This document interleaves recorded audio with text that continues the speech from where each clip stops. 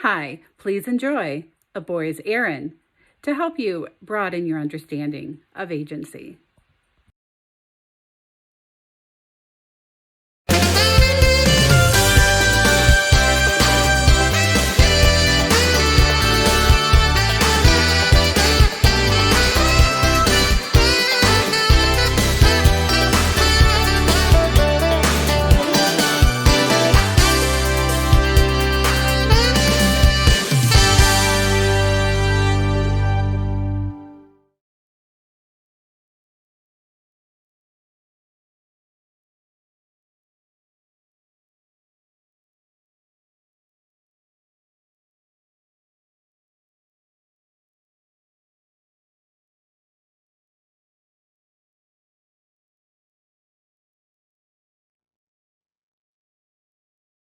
A Boy's Errand, a lesson about agency.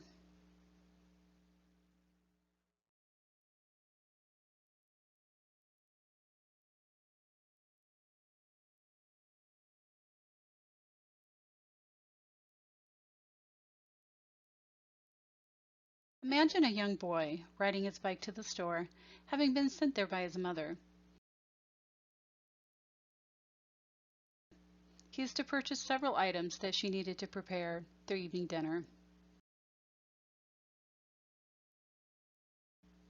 The boy zoomed along, the money that his mother entrusted with him tucked deep into the left pocket of his blue jeans. In his right pocket was a grocery list, and written in his mother's careful handwriting were the words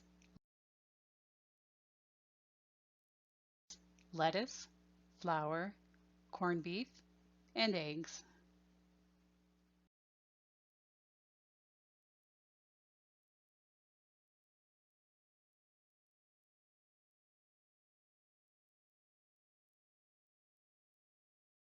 A block from the store, the boy saw two friends from school throwing stones into a creek. So the boy stopped and discovered that they were targeting a log on the other side of the bank. They had a bet going. Whichever boy successfully struck the log the most would win $15. All the boy needed to get into the game was the money in his pocket. So the boy reached into his left pocket and he pulled out the folded money.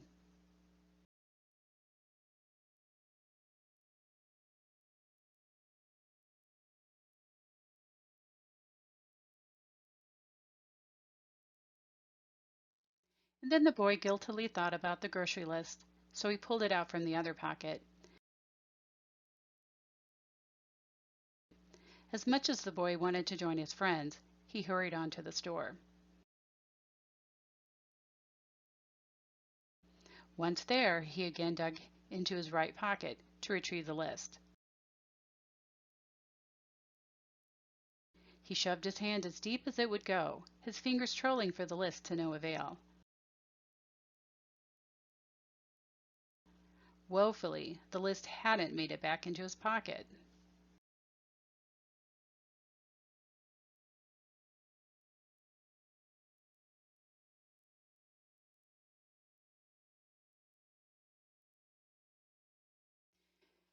Thankfully, the boy did find the money still safe in his left pocket.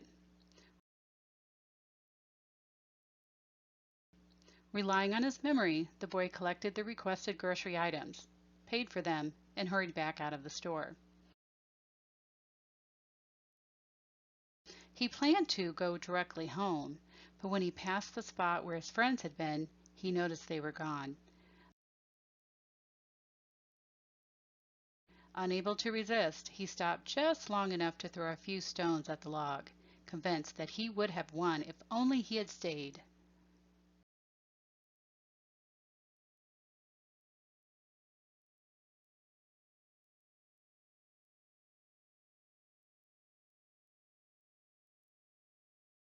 When the boy returned to his bike, he realized that it had fallen over and had crashed down onto the groceries.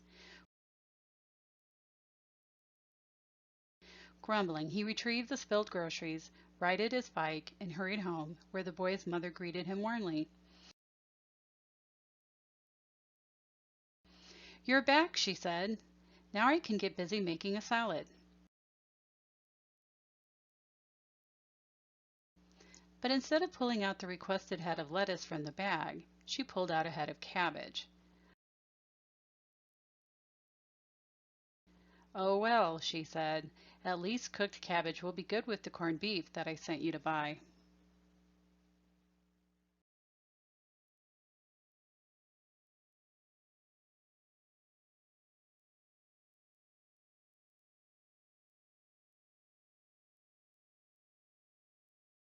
But instead of corned beef, the boy had gotten roast beef. "I can make that work," his mother said cheerfully. "And while it's cooking, it will give me time to make you your favorite cake." But when his mother pulled out the kneaded flour, she found sugar in its place. Luckily, the boy had at least gotten the eggs she had requested. But not so luckily after all, because all the eggs had broken when the bike had crashed down over on top of them. The end.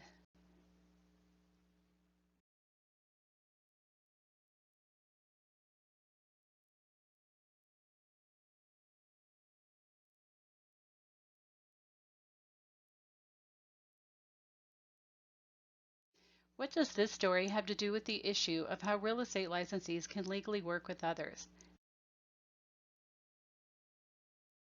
The answer is everything.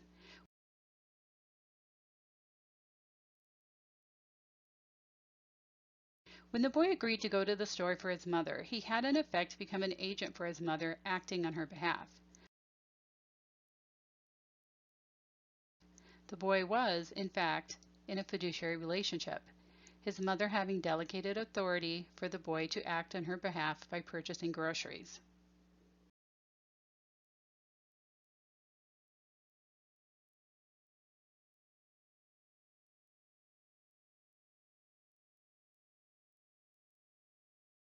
As a fiduciary, the boy was obligated to do the best job possible for his mother. He initially faltered with the task when he delayed going to the store in order to visit the boys by the creek.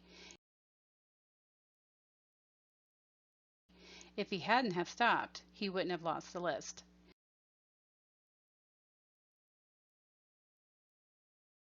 He did resist temptation to join in their game and attempted to complete the task, but without the actual list, he failed to complete the task as he had been directed.